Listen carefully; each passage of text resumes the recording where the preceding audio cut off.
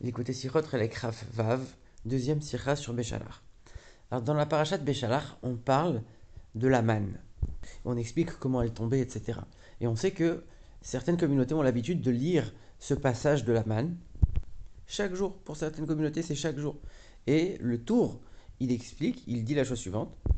Il est bon de la lire tous les jours. Et la raison, elle est donnée dans le Beth Yosef. C'est pour que on ait la foi que toute notre subsistance, elle vient de Dieu. L'Admour Azaken, dans son Shulchan Aruch, il va reprendre ce passage. Il prend la loi d'Arbatourim, il met la raison du Beth Yosef, donc on vient de dire pour avoir foi dans le fait que c'est Dieu qui nous accorde la subsistance. Et l'Admour Azaken, il rajoute l'explication du Levouche. Il dit que Dieu il faisait attention à donner la même mesure de manne à chacun. Donc c'était un homer par personne, et celui qui ramassait plus, il avait que un homer. Celui qui ramassait moins, il se trouvait qu'il avait quand même un homer.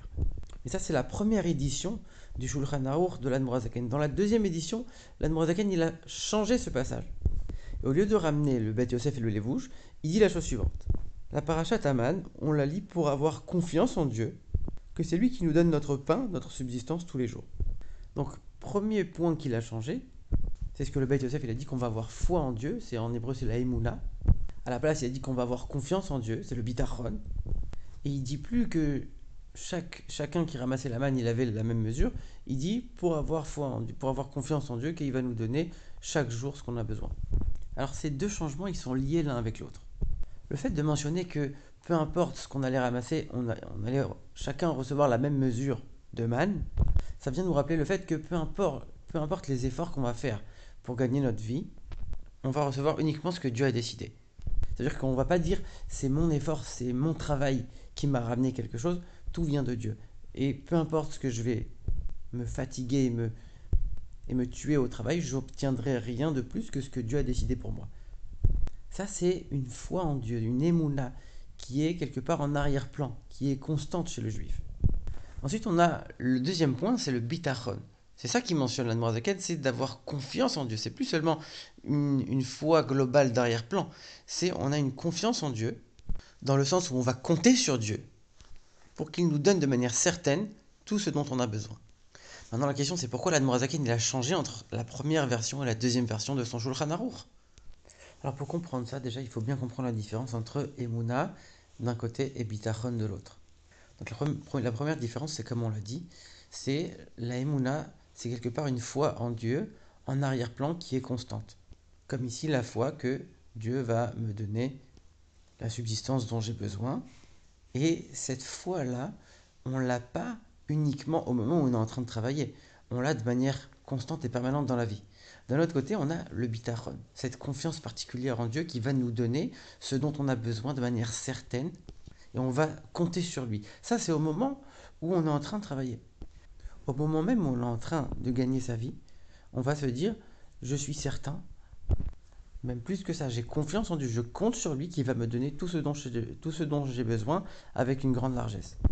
Ou alors un autre cas, quand quelqu'un se trouve dans une situation difficile, quand il y a un malheur qui lui arrive ou quelque chose comme ça, il ne va pas s'inquiéter le moins du monde, il va avoir une confiance absolue en Dieu, il va compter sur Dieu dans le fait qu'il va résoudre son problème de manière complètement dévoilée.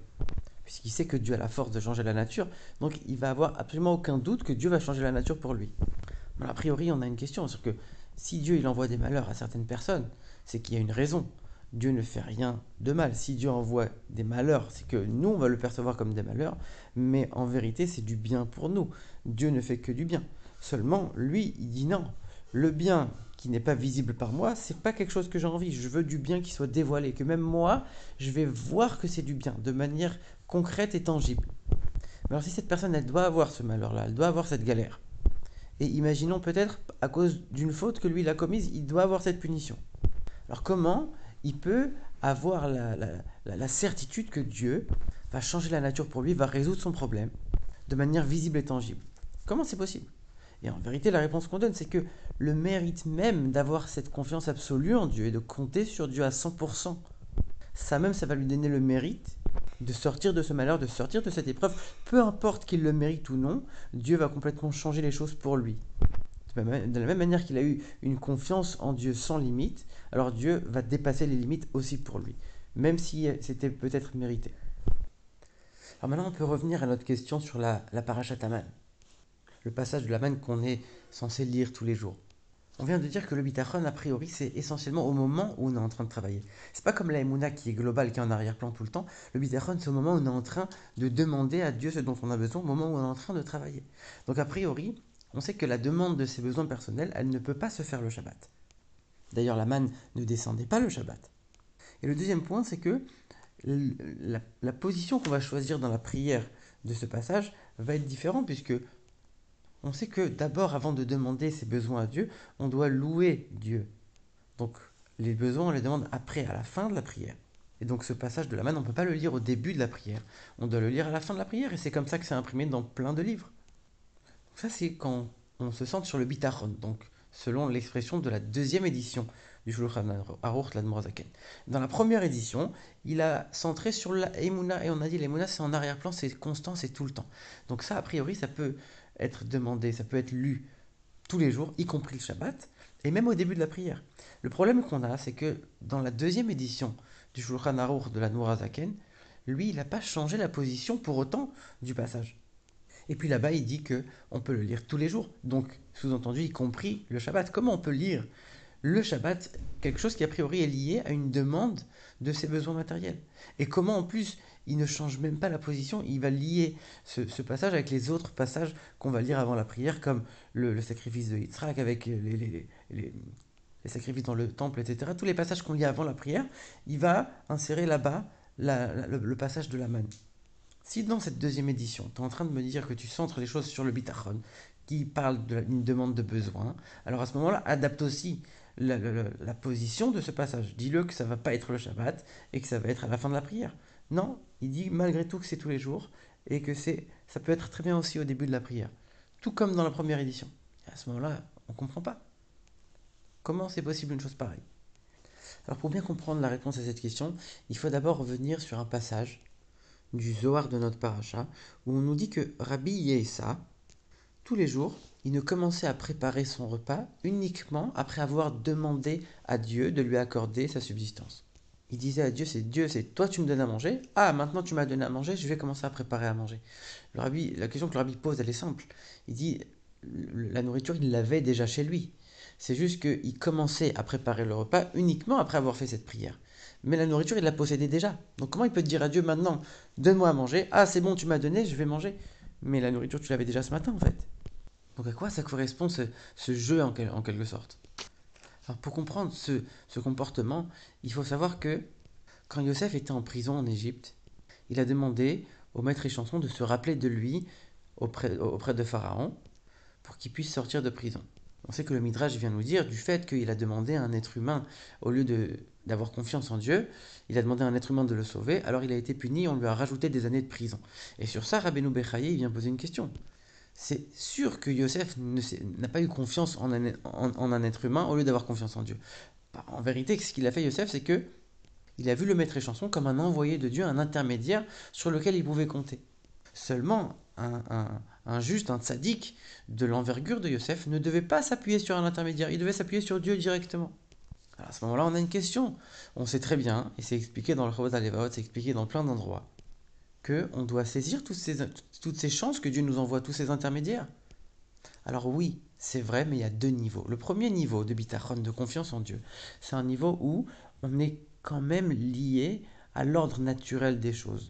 On est soumis aux lois de la nature. Donc évidemment, on va avoir une confiance en Dieu. On va lui demander de nous accorder une réussite et une largesse de manière certaine, sans aucun doute. Et on va compter sur lui. Mais on va quand même agir dans ce sens-là.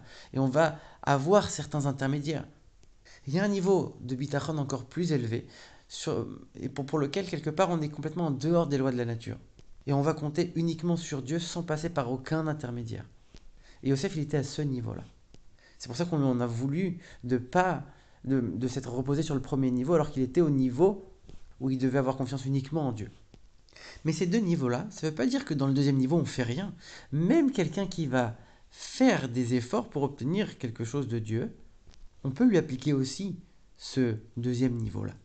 Qu'est-ce que ça veut dire? C'est-à-dire que pour le premier niveau de bitachon, on a une confiance à Dieu en Dieu absolu, etc., mais on est soumis aux lois de la nature. Ça veut dire qu'on va faire des efforts, et en fonction de ces efforts-là, on se dit, Dieu va m'accorder en fonction des efforts que j'ai accomplis. C'est vrai que c'est Dieu qui donne, il peut donner de manière infinie, mais c'est le fait que j'ai quand même fait une action qui va être un activateur de la bénédiction de Dieu. Donc notre action, elle a quand même une certaine place. Dans le deuxième niveau, même si on a une confiance absolue en Dieu et on va faire des choses pour obtenir cette bénédiction, on sait que les actions qui vont être accomplies n'ont absolument aucune place, n'ont absolument aucune importance pour nous. Et qu'on la fasse ou qu'on la fasse pas quelque part, ça va pas nous déranger. Alors même si on le fait, c'est pas l'action en elle-même qui va prendre toute la place et c'est pas l'action en elle-même qui va prendre cette importance-là. Puisque dans cette optique, c'est Dieu directement qui remplit nos besoins. Et maintenant, on comprend le comportement de Rabbi Yessa. Quand il demandait à Dieu, donne-moi à manger, ah c'est bon, tu m'as donné, alors qu'il avait déjà la nourriture, le fait de posséder déjà la nourriture, ça ne le dérangeait pas pour avoir la conviction que c'est Dieu qui lui donne à chaque instant. Lui, il était convaincu qu'il recevait de Dieu directement sans passer par aucun intermédiaire. Et donc même s'il avait déjà la nourriture à la maison, il se disait pas ah c'est ma nourriture, c'est moi qui vais la préparer, je l'ai déjà. Il disait à chaque chose que j'ai c'est uniquement de Dieu, ça vient de Dieu, c'est pas à moi. Et donc je dois redemander à Dieu à chaque instant, même si je possède déjà la chose. Et je dois la demander comme si je ne l'avais pas encore. Parce que cet intermédiaire, je ne le considère même pas comme s'il existait. Et à ce moment-là, on peut comprendre aussi quelque chose, c'est qu'on nous dit dans ce passage que Rabbi Yessa, il faisait ça tous les jours. Ça veut dire y compris le Shabbat. Et pourtant, on a dit, on ne demande pas un besoin matériel le Shabbat. Mais de quel besoin matériel on parle quand on dit qu'il ne faut pas le demander le Shabbat? Quand on demande quelque chose pour soi, en tant que but. Mais si la chose n'a pas d'importance pour nous, alors à ce moment-là, on est dans une autre dimension, on a le droit de le demander Shabbat. Et Rabbi Yessa qui était convaincu que chaque chose vient de Dieu, il n'a pas d'intermédiaire. Donc la chose elle-même et lui-même n'existe plus, il n'y a que Dieu qui existe. À ce moment-là, demander Shabbat ou pas, ça ne fait aucune différence pour lui, et il n'y a aucun problème de demander de cette manière-là pendant le Shabbat. Alors c'est sûr que ce comportement, il n'est pas adapté à tout le monde, et nous, on ne peut pas se dire qu'on est au niveau de Rabbi Yessa. Mais il y a une petite étincelle, il y a un petit échantillon qui doit nous inspirer. Alors c'est vrai que dans le travail de tous les jours, on ne doit pas aspirer à ce niveau qui est très élevé, on doit avoir les pieds sur terre. Si on arrive à avoir déjà le premier niveau de bitachon, c'est déjà énorme. Mais ça c'est vrai, les jours où on travaille, le Shabbat on ne travaille pas. Et donc on n'a pas ce souci de l'intermédiaire ou pas. Et donc on peut essayer de tendre le Shabbat, de tendre vers ce niveau deuxième niveau de bitachon. Maintenant on comprend la différence entre la première et la deuxième édition du Shulchan Aruch de l'Admorazaken. La première édition, elle a été écrite en se basant sur la Gemara et sur la Halacha, donc la partie dévoilée de la Torah. Et donc là-bas, il parle de Emouna. S'il avait parlé de Bitachon, on n'aurait pas pu la lire tous les jours, on n'aurait pas pu l'insérer dans le début de la prière. Donc là-bas, on parle de Emouna, ça résout le problème. Mais dans la deuxième édition du Shulchan Aruch, il se base plus sur la Gemara, il se base sur la Kabbalah. Et donc là-bas, ça concerne le deuxième niveau de Bitachon. Et quand on parle de ce deuxième niveau de Bitachon, on n'est pas limité si c'est Shabbat ou si c'est pas Shabbat, si c'est au début de la prière ou à la fin de la prière. Et donc là-bas, il peut se permettre de parler de bitachon, sans que ça change le fait qu'on va le demander Shabbat et le fait qu'on peut l'insérer même au début de la prière.